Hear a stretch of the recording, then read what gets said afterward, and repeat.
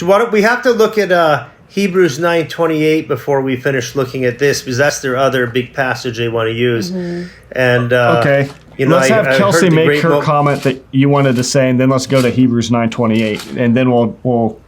She has something.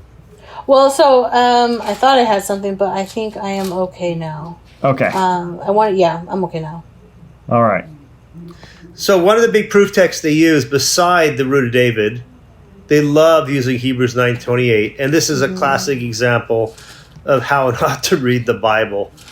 And I'll just read the verse, and I just love the time that Kelsey was on the show before I joined you guys, and she kind of read the passage in context and goes, "Oh my gosh, look at that! I never read it that way before." And I'll just read it, and I'll let Kelsey comment on that. So Christ also, having been offered once to bear the sins of many, I'm reading the New American Standard, will appear a second time for salvation without reference to sin to those who eagerly await him. And Kelsey, they just love to use that passage, right, to show how he's coming twice. Why don't you really quick explain how they use it, and then what you noticed to make sure that how this verse is completely butchered? Well, how they use it, they would say, Christ was sacrificed once to take away the sins of many. That was Jesus when he died on the cross 2,000 years ago. But it says, and he will appear, meaning the same Jesus who died on the cross 2,000 years ago, he's going to appear a second time.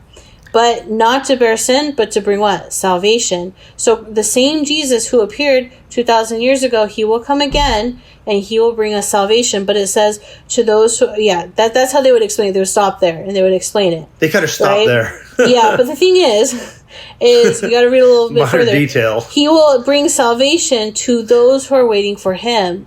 But who is waiting for Ahnsahnghong?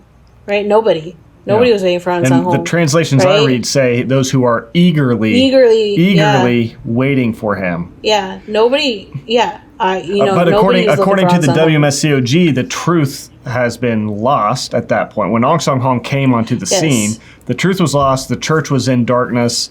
Nobody knew the truth. That's the point. That's the whole emphasis of why Ahnsahnghong had to come back to restore the truth. So if nobody had the truth, if nobody was in the truth, who are these who are eagerly waiting for the appearing of second coming Christ? Nobody. Nobody. Yeah, that verse that's one of their main proof texts. Well, and also think about it.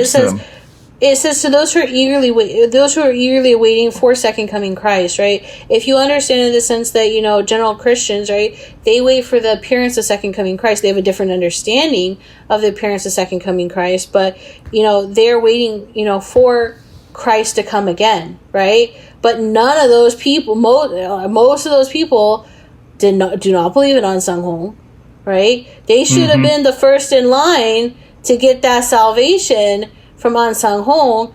But from my experience in the World Mission Society Church of God, most of the people who join either have no background in the Bible, or maybe they grew up a certain religion, but again, are not literate in the Bible. And so I can tell you right now, those waiting for him to come a second time, most of them didn't get it. There were people waiting in the, 60s and 70s, but they didn't get it. Baptist church, whatever. Yeah, they should have been first in line according to this verse.